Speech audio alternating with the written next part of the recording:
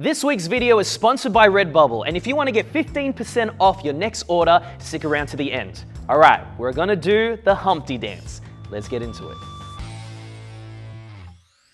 Now, if you can count to 4, you've got this step already down pat. There's not a lot of movement in it. You just gotta wait 1, 2, 3, 4. But it's on the and count after the 4 is where we're actually gonna do the move, okay? And the move is very simple. You just cross your legs like this. I'm crossing the right leg in front, and then you jump out. Or you can do it with the left leg, yeah? Cross the left leg in front, and then jump out. So I'm gonna count. 1, 2, 3, 4, and 1. Okay, so we're doing it on the and count. Legs cross on and then you jump back out on 1. Do that again. 1, 2, 3, 4, and 1, 2, 3, 4, and 1, 2, 3, 4.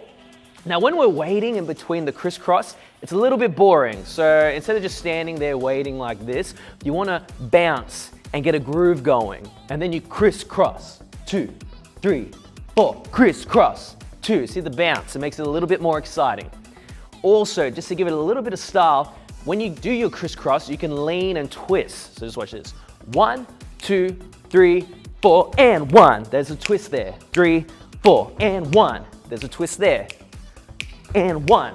And if you really want to do that, you can turn it around and face the back. And that's the Humpty. Just make sure when you're in between, you're grooving. You can add some arms if you like, and as long as your crisscross looks really big and like really spontaneous is what you want to go for. 1, 2, 3, 4, ha! 1, 2, 3, 4, ha! 1, 2.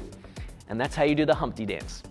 This week's move was pretty easy, and you'll be doing the Humpty Dance in no time at all.